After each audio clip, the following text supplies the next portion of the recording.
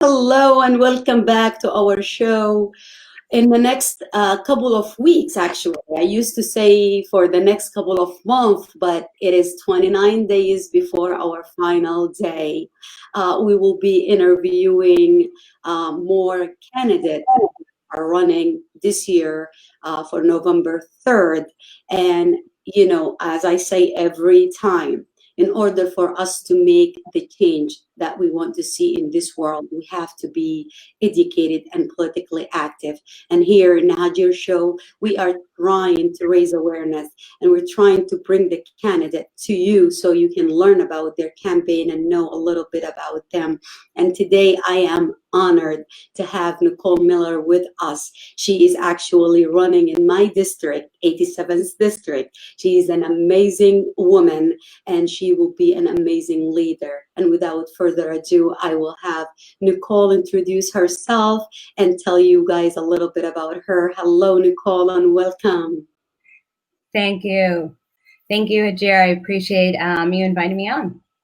Thank you for coming. And can you tell us a little bit about you and what is your campaign about? Absolutely. So my name is Nicole Miller. I am running for State House here in the 87th District. And what my campaign is about and why I'm running is because, when I was little, I looked at my family and I had this experience where I thought adults would always be able to take care of their children. That for some reason, when you had a child, you were handed this magic wand, and with this magic wand, you could make everything okay for your children. And it was after I had my oldest son in 1997 that a couple years after I realized that there is no magic wand, and that as parents, we can't always make everything okay for our children and can't always be that protection that they need. Son started struggling at 8 years old with his mental health. And we searched many, many places for the help and the care that was needed. It was like battling just an invisible enemy, really. It was atrocious. There were tears and broken things and just searching for, the right help. And that was even with what would be considered the best insurance or really good insurance. And there was still always something that wasn't covered and just needed necessary vital care that wasn't covered. So for the next decade, we searched and searched and searched for this, for the right care and to get him to a stable place. And even with the barriers that we faced, that was much less than many other people face, we still couldn't find that care. And unfortunately, we lost our oldest son to suicide in 2017. He was 19 years old. And it changed my life. It changed my family. It really just put me pretty much in a grief coma for a good year and a half. I had to learn how to breathe again, really, after losing him. As an advocate for LGBT youth for over 5 years, I know the devastating statistics that they face also. And I'm just tired of watching people in office that are supposed to be public servants and leaders in the community ignore the needs of our children. And, no matter who they are, we need to make sure that we have people in these places that are protecting our families, our children, and making sure these resources are available, not just for children, but also for adults, our veterans, our, just everybody across the board. We can't have this us versus them attitude. It's just not working. And our state, or the Commonwealth, the country is falling. I mean, it's on fire. It's falling apart. Look at what we have done to get here. And it's time for us to come together, no matter political party, and heal and accept what we have done. So that's why I'm running. I'm running in the 87th District. It's in Cumberland County. I have East Pennsboro Township, Camp Hill Borough, Hamden Township, and 5 precincts in Silver Spring Township. And before we move on, I just wanted to say I'm so sorry that you and your family had to experience this horrifying experience, but it's surreal, and so many Americans are facing suicide. And it's not just our ignorance and ignoring the mental health, but also uh, us not fighting against bullying. And to me, if anyone out there listening and they had someone who experienced bullying before, or they themselves experienced bullying, how can we sleep well at night knowing that we ask our kids to do better, and yet elect officials that are showing all signs of disrespect, that are being bullied themselves. So we really, really need to think this year before we cast our votes. We need to think who we are voting for. And I am so sorry that you had to go through this, but this is what made you who you are. And because of you became a stronger person, and you are fighting for his memory, you're fighting for other kids. And Nicole, I can't be more honored to have someone like you here, and someone like you represent me and represent my kids. And for everyone listening out there from the 87th district, if you have any questions, comments, send them to Nicole here, or contact her campaign directly on Facebook or on her website. But so I was reading, I read a lot about you, and I was reading on your website and going through the issues that matters to you. And I know you just talked briefly about healthcare. Can you talk to us more in depth about the issue that made you decide to step out of, and I know a lot of people think, running is, oh, she's gonna be famous, or she's gonna do something, she likes. She might, not everyone doing this because they just wanted to take advantage, like her opponent and some other people I know. She is doing this, and it's a lot of work, and I'm sure it's taking a lot of toll on you and your family. So, I want to hear more about it. Yeah, it's hard to be a candidate. It's hard to be a candidate.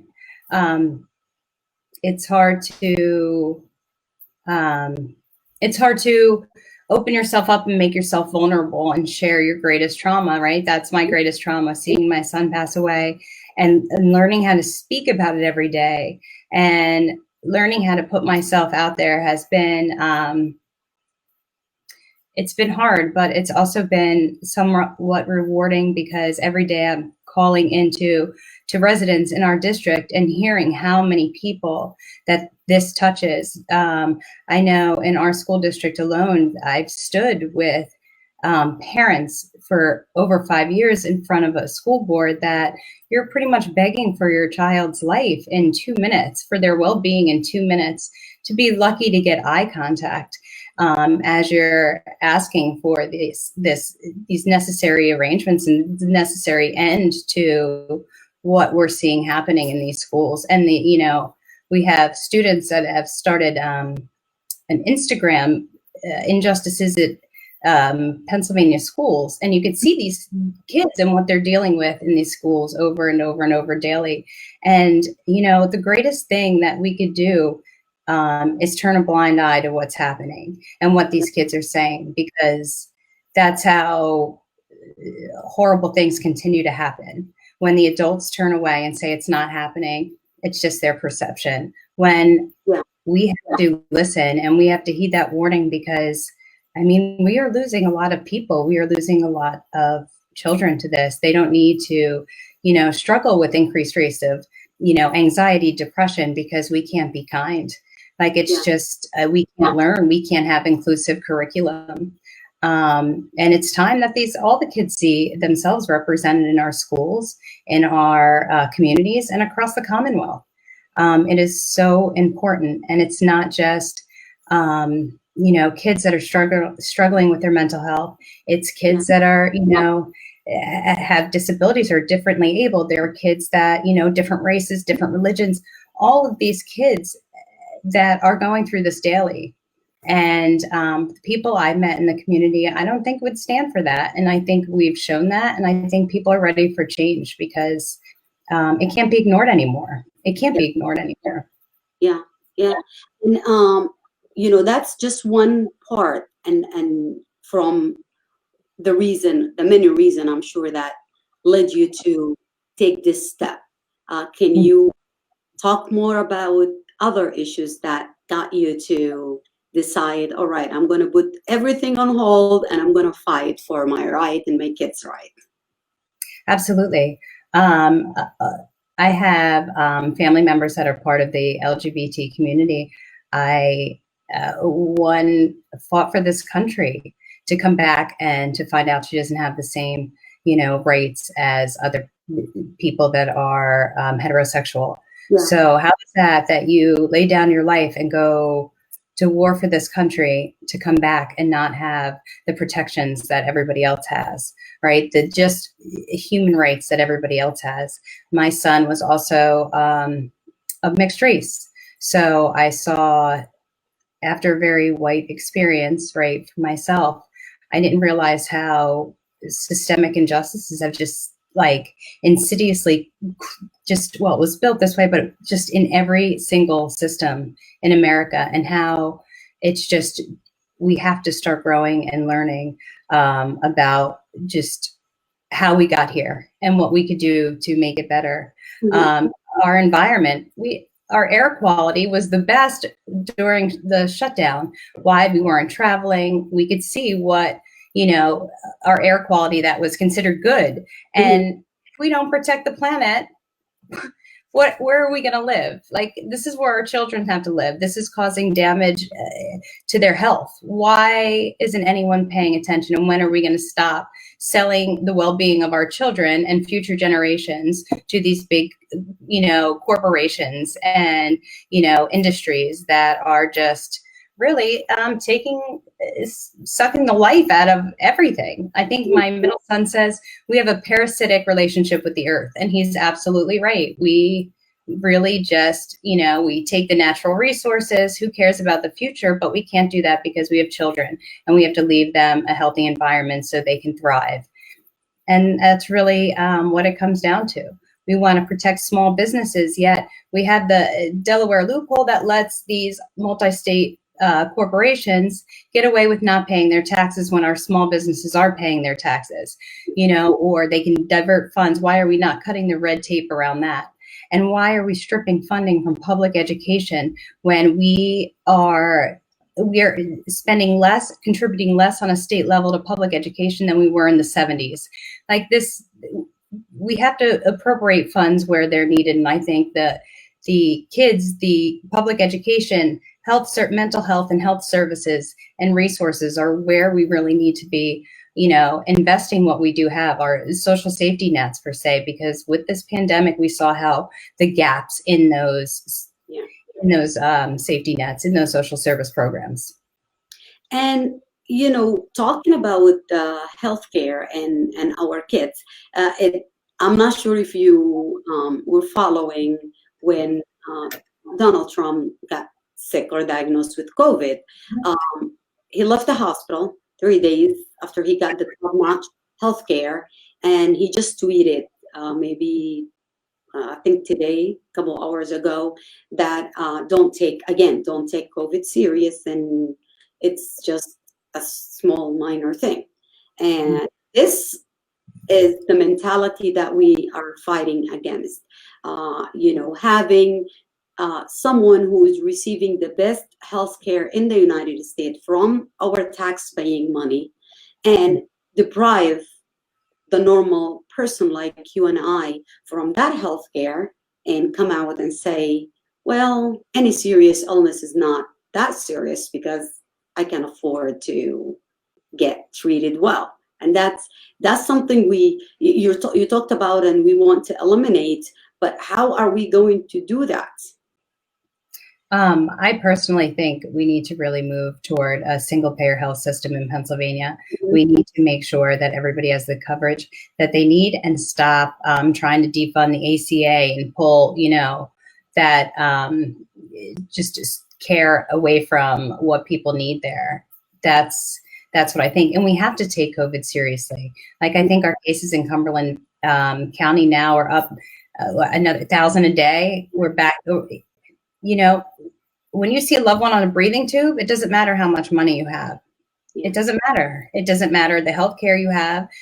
The fact of the matter is you're going to watch this, and this can affect anyone with money, without money, no matter what income you have, it affects everybody. We have to make sure that everybody has the same care, from the president down to our most vulnerable, because look at what's happening. People can't even get tests. And there's 207,000 death toll here, American lives that we lost for no good reason, and just using the mask could have prevented this from happening. And the money part, that's always my concern. But how? And that's not. I think that's not a question just for you, but a lot of people don't care about any issue until it's personally affecting them, and we are trying to have people understand if it comes to when it comes to issues that they might not face, just like systemic racism or injustice, inequality, or just having having to face the important question: am I going to be okay after I go to the hospital, or this is going to bankrupt me? But to me, I don't even know how we can get people to understand that and to be more sympathetic or have some empathy towards other. I don't know. And that's not a question. That's just something I'm throwing out there. And I don't think you can answer it. But if you have to say, go for it. I don't know how to answer that, no. But I will say that the conversations that we're having in the community, I think people are changing. I think people, I think hearts are being open. I think when we take these issues and say how they affect us personally, how they can affect other people, no matter your income level or, your,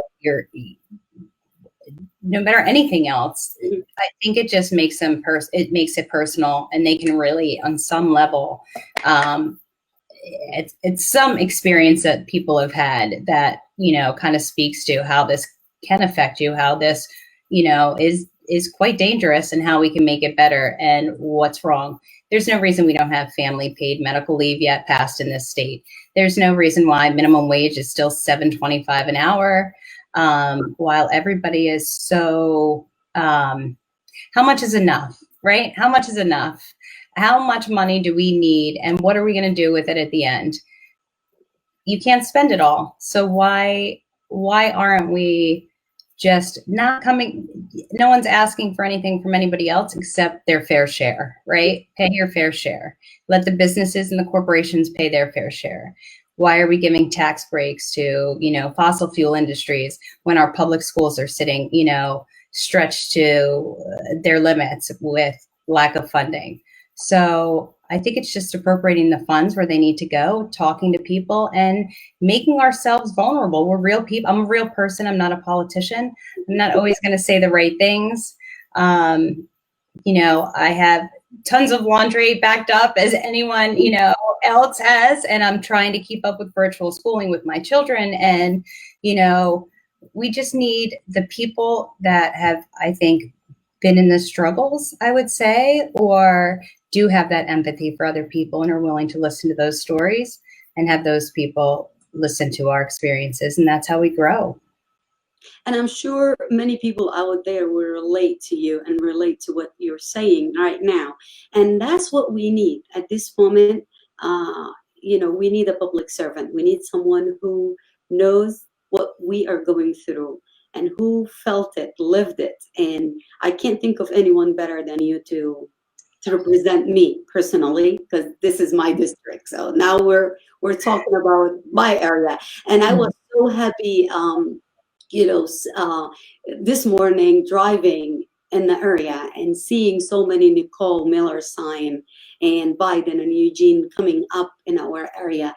And not a lot of people know where we live, but if some of you out there know the area, you will know it changed dramatically. And I am proud to live in this area now. And truly, I feel you are going to make a difference. And I know that you are going to make history regardless.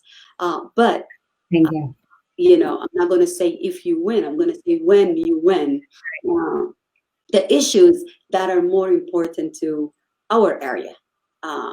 For example, the school problem.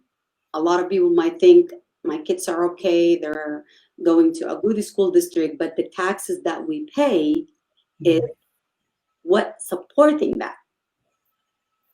So, you know, I, I heard this question a lot. Democrats are going to increase our taxes. And I answered it. I want you to answer it to everyone and explain to them that you have to make 400,000. Yes, yes.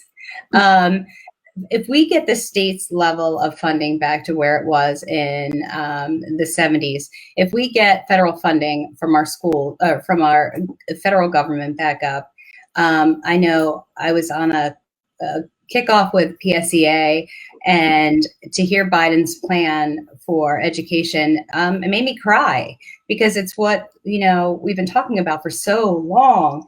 And to hear, like, I'm going to say, hopefully the next president, right? Like, say it is like, oh my goodness, like, it's going to happen, right? It's going to happen. Our kids are going to have what they need no matter where they live. We don't want to raise taxes on, on properties. It's enough of school taxes falling on property tax owners. It shouldn't be that when everybody's paying what we should be putting into education and the resources that we need, from early education and childcare to, higher education. And how do we make it better? There is no reason why people are getting out of college our teachers have mortgage payments for student loans.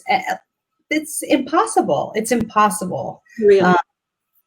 When we have healthcare workers that can't get, the appropriate equipment that they need, this is out of control. At what point do we put people before politics? Yeah. Like, before money?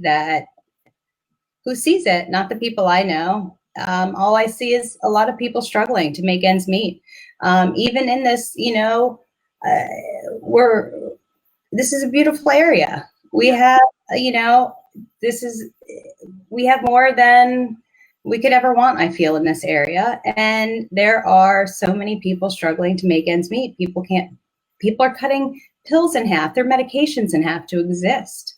So, no, we're not trying to raise everybody's taxes, but, there's areas I believe that we can cut, and make sure that, on a state and federal level, we are getting what is needed and fair funding for our education, for our public education system.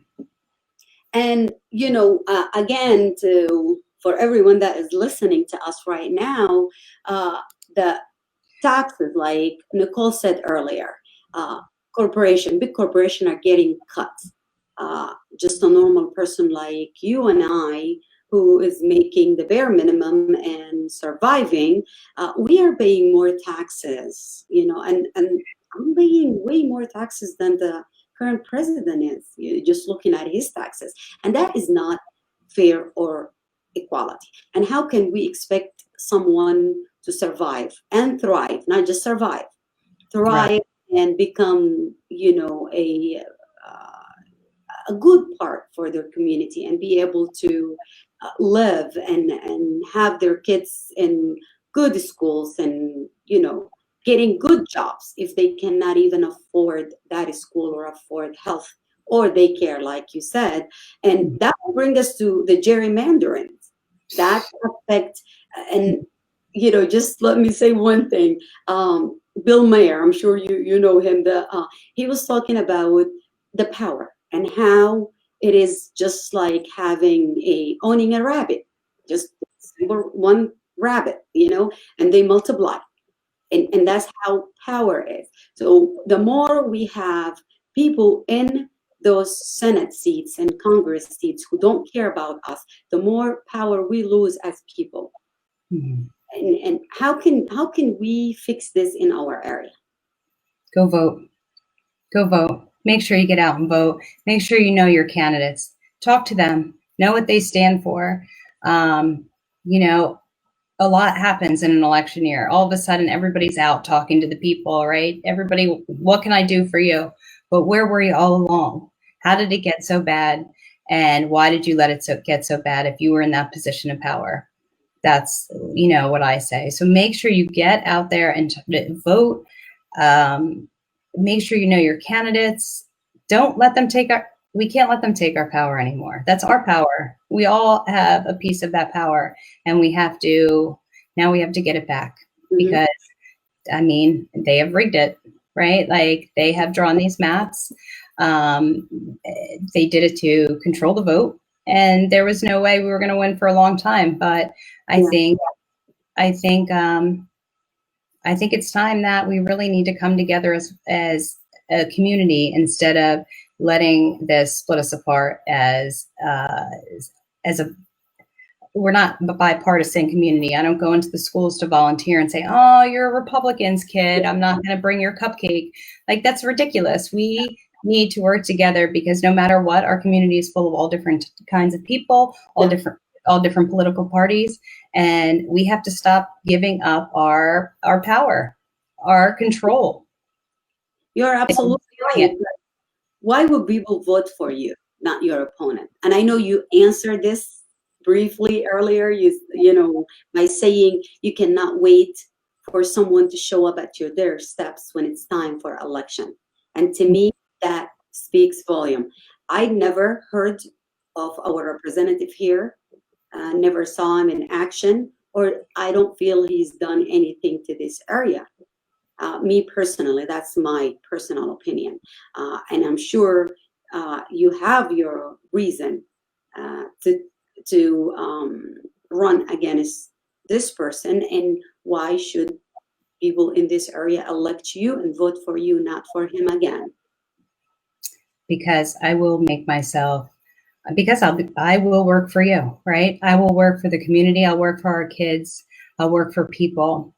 And I'm not going to promise to know everything on every issue, but I will read, I will learn, and I know right from wrong. And, I think it's time we have someone that actually hears what's happening in the community and how our people are struggling, and bring that to the State House and start passing some policies that really look out for us and look out for everyone in the district. And that's the kind of representative I would be. Yeah, and that's good. But the most important part is Nicole will be a public servant. She will be someone that you can reach, someone that you can talk to, and someone that you can know that she knows what you have been through. If it's work-wise, being a mother, being a working mom, all those issues. And where has the opponent, where was he this whole 2 years or before that? I lived in this area since I moved from Harrisburg 2010, and I don't know. Like, you call and no one answers, so that's a huge flag to me, and that's maybe a main reason for you to consider. You cannot just vote for someone because he's Republican or Democrat. This year we are voting people, not parties. So think about that for a minute. Go to her website, learn about her, and knowing is part, like that's the simplest part. Knowing about your candidate is the easiest part. And then when you go vote, you are voting for someone who's actually going to make a difference. But how are people going to vote this year? The voting is different than before. Mm-hmm. Well, of course, we have mail-in voting. That's safe and secure. We can, I think ballots go out this week. I just got actually an email that my ballot will be sent out within a week or 7 to 10 days. I'm really excited about that. But make sure you put it in the security envelope. Make sure both envelopes are there, that it's filled out completely. We'll have instructions on our website soon. We're on our Facebook, and you can vote that way, or you can go to the polling place. Just, please wear your mask, bring your own pen, keep a safe distance because we want everybody to vote, but also we want everybody to stay healthy. But this year is not a one ticket vote. You can vote, yeah. You don't have to vote. There's no straight party this year. So if I am a candidate that maybe a Republican who votes for President Trump goes down, they can still vote for myself on the as a Democratic candidate. So no straight party voting this year. Pick your candidates, get to know your candidates, and vote what your heart tells you, vote what your spirit tells you when you go in there, because we do need that healing very soon here and everywhere, really. Yes, we do. Yes, we do. And that brings us to the first part of your discussion earlier. I know you touched on healthcare briefly, and you talked about LGBTQ, and you gave an example. Also talked about the environment. If I like just coming in to listen to you, what do I want to take out from this? I want to know about Nicole, and I want to know why I should vote for Nicole, and what is her campaign is all about in maybe 10 minutes. What would you say to that? I would say that for so long we've watched as people have taken a backseat to political figures, and it's time to bring the people of our communities to the forefront. So yes, I am an advocate for LGBTQIA plus youth and people. I'm an advocate for people in general. Our veterans, where's their seat at the table? Our representative is a Marine, I believe, and with my sister being Marine, I was taught that you don't leave your people behind as a Marine. And I've talked to a lot of veterans in this area that feel left behind. No one's listening to them either. So we need to take care of our vets. We need to take care of our elderly.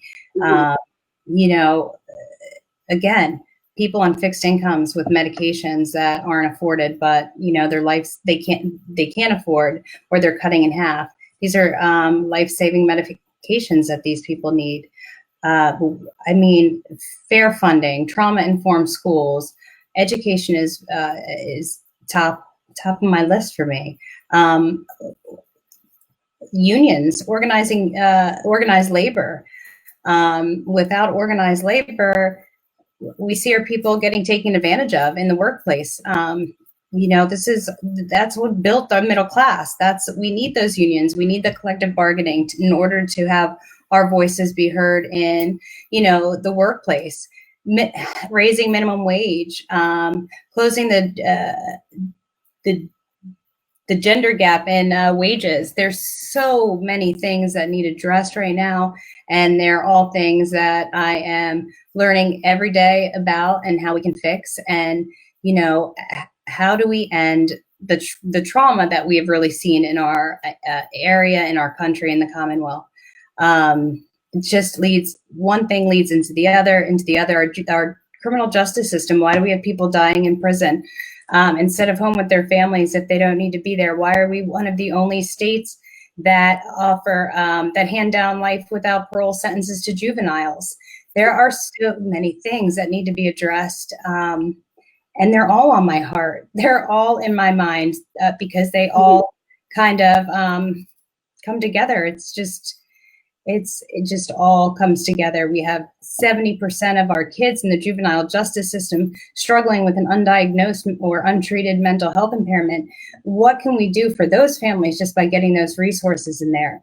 What can we get for families that are struggling to find those resources, and how can we support them? And then also the families that are supporting our veterans that are coming back, coming home with PTSD and living with this every day and sometimes don't want to live. How do we support the family units? How do we support our communities as a whole and build the Commonwealth, or continue to build the Commonwealth into what we need for everybody in it?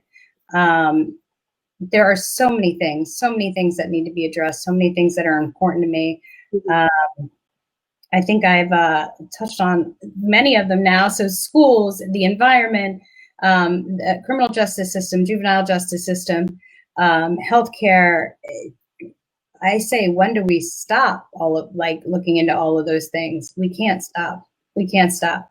We have to keep going, and we have to start pulling it apart piece by piece and see how nuanced they all are and what can be done. Student loans for higher education, building, trade schools, and really community colleges. Why shouldn't our kids decide where they want to go after high school, what path they want to take, and then have those resources available where they don't have to come out of school in debt and pretty much have a mortgage? How do we make it better for all generations and all parties? And I am open to hearing anybody's input about any of that or any of these things.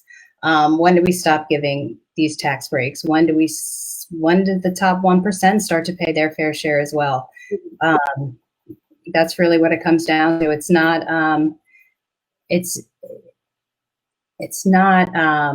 a handout. It's being a good neighbor. It's being a compassionate person.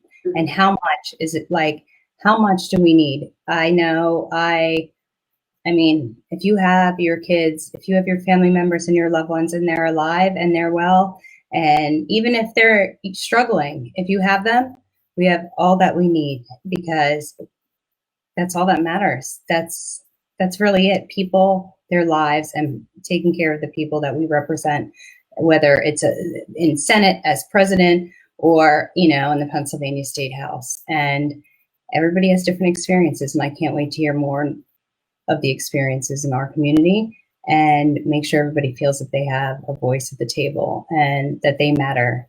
They matter when walking into that Capitol, that they know they will be heard, and that Nick Miller will sit and listen to them and talk to them. And, we can get through this. We can get through this, and we can help all of it, little by little. So I think I gave you a billion different things that I'm interested in. I find it all quite fascinating. I never thought I would be in this position or run for this spot, because who would ever vote for just a mom? But you know what? Being a mom taught me the most important lessons that I could have ever learned in my 44 years of existence, and I wouldn't trade it for the world. And you know what? I am sure that so many, not just moms and women out there, but so many people will relate to everything you just said. And I see and I hear the passion, and that's why I am so passionate and happy and proud that you are going to represent me and represent my kids, because I can truly feel that you are going to make a difference. And I hope everyone watching us now or going to watch us later, you guys can feel the same passion and the same sincerity from Nicole, and know that she's not going to just be another name sitting in a chair doing things that doesn't matter to us. She will be someone who is going to truly represent us, and give her the chance. In 2 years, if she doesn't do the job right, we have another election. Exercise your rights, vote her out, or vote her in again for another term, or vote her for Congress or something. And I can see you going places, and I know you're laughing right now and saying, oh my God, this is, let's just take it one step at a time. But that's how how much I believe in you. And I hope everyone listening to us right now can believe in Nicole Miller as well as I do, and do your research. I am not just saying, listen to my words and go vote. That's nothing. We will never ask you to do that blindly. You have to learn about your candidate, and that's why she's here. She's talking from her heart and talking about issues that matters to her. And like you said, there's so many issues. The main thing is, to me, is that you are not going to just work. You're a Democrat, but you are not going to turn anyone away because they're independent or the Republican. This is what leadership looks like. No matter what party nominates you or brought you to the seat, you are here for the people in the 87th district. And that's one thing people need to know and to make sure of. You mentioned a lot of stuff about healing. You talked about how we need to heal, and I think that's what we need. I don't know about you, everyone out there, but we truly need someone compassionate. We need a human that is going to bring us back. And I am so sad that we are discussing the same issue that women fought for 100 years ago.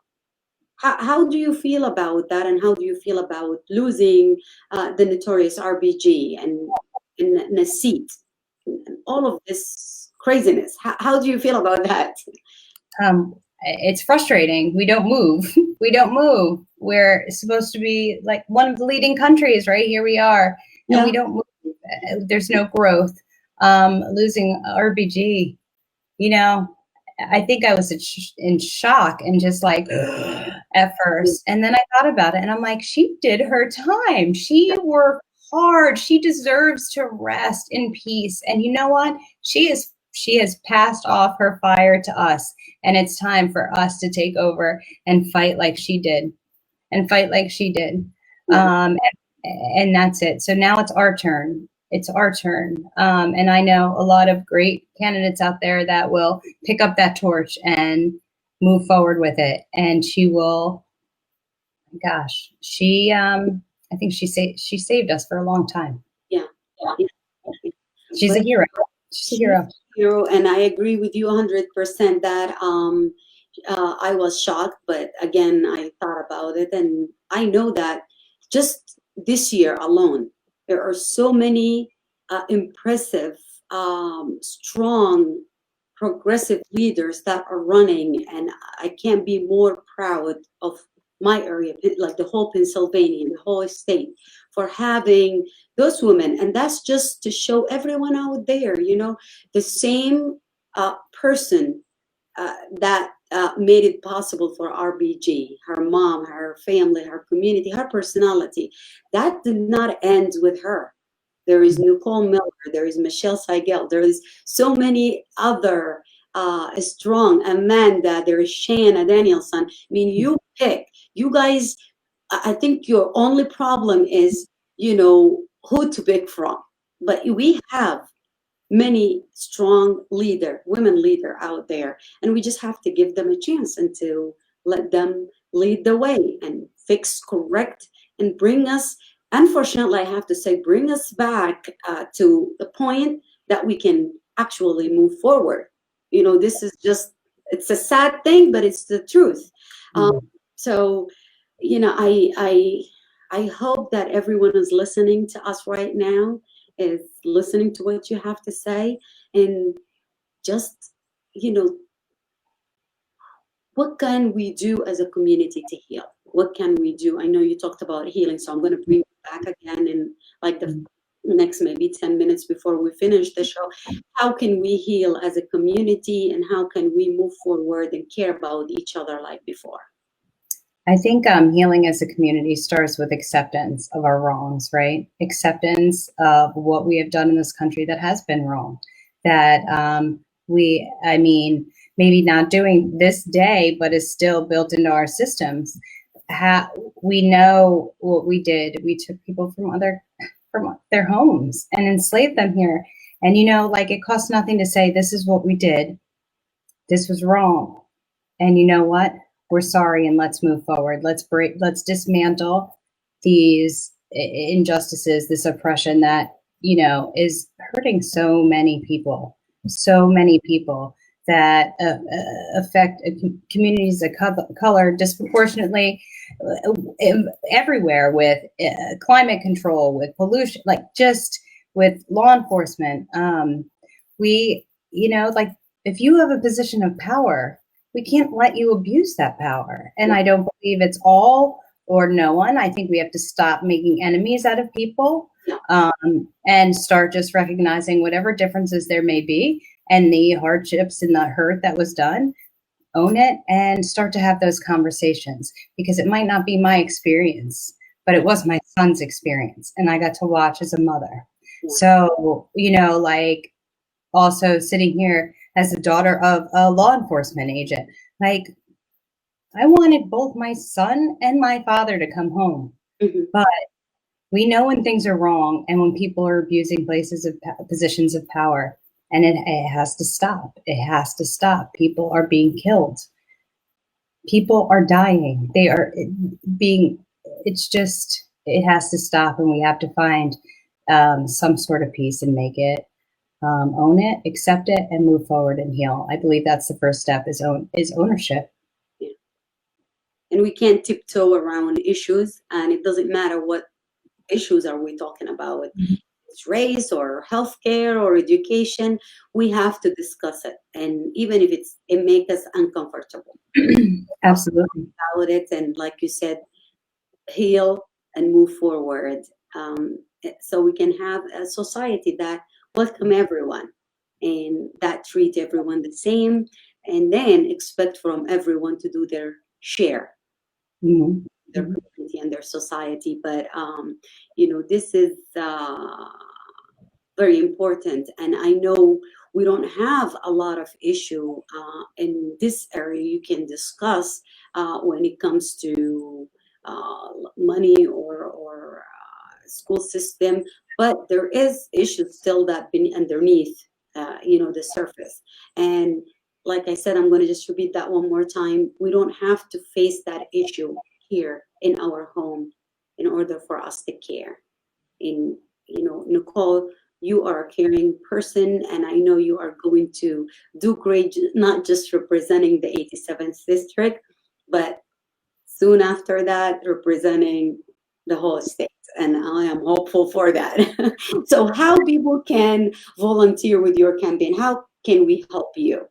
Oh my goodness. We are always looking for volunteers. You can help us send text messages out. We're sending text messages every day. If you are able to financially contribute, that is always helpful. You can go to our website, votenicmiller.com, and everything will be on there for you to, put out a yard sign, tell 10 of your friends, spread the word that you heard me on the show, or that you researched me or reached out to me, and tell people that you would trust me trust me to work for you in the Capitol in Harrisburg. That is the greatest thing.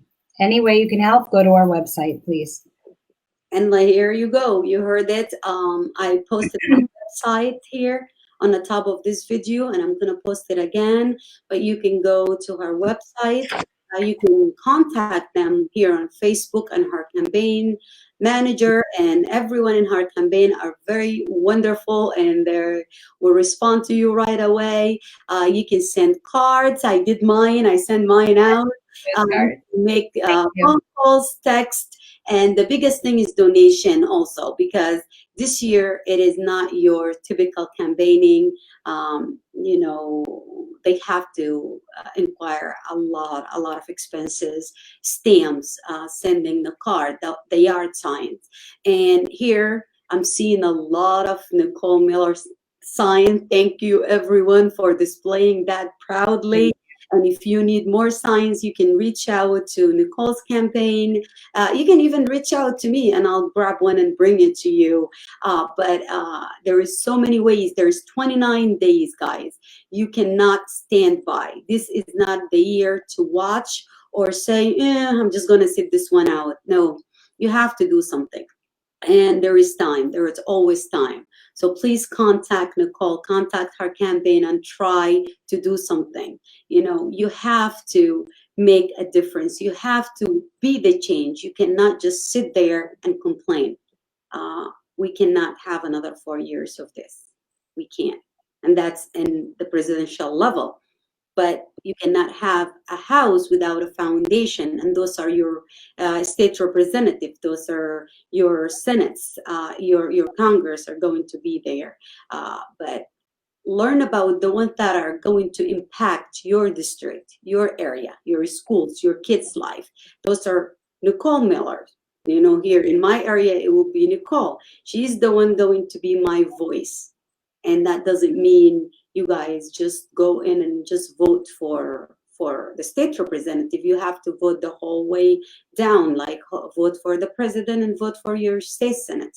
Everyone has their own job, and they will impact your life differently. So please vote. What will be your last, words for everyone that is listening to us right now, Nicole? I just thank you for having me on. Thank you, everybody that has shown us so much support here in the 87. And I won't be your voice, but I'll definitely amplify your voice, because we all need to be heard, and that's what needs to be done. And just thank you so much, everybody that contributed, everybody listening.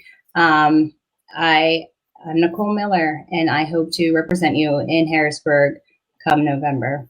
So thank you, everybody, for watching. Thank you very much, Nicole, and thank you, everyone, for listening to us. And again, we had Nicole Miller here, who's representing the 87th district, my district.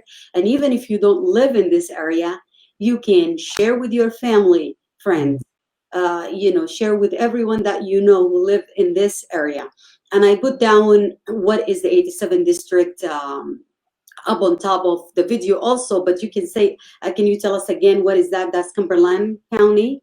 Cumberland County, we have Camp Hill Borough, we have Hamden Township, East Pennsboro Township, and 5 precincts in Silver Spring. So 1, 2, 3, 4, and 7 are precincts in Silver Spring. If you live in those area, or if you know someone who live in those area, please talk to them about Nicole Miller. Let them know about her. Even if you don't live in this area and you don't know anyone, share. Go to her website, donate. I know people that will send in cards from Georgia, from California. We have people helping us here in Pennsylvania because we are a swing state. We have to turn VA blue. We have to. This is not an option. So this is your homework. If you're listening to us, do what you can do to help this year. And thank you again for watching us, and thank you, Nicole, for giving me the time and allowing us to get to know you and hear your story. For everyone listening, thank you, and we will see you on Friday. Thank you, Nicole. Thank you.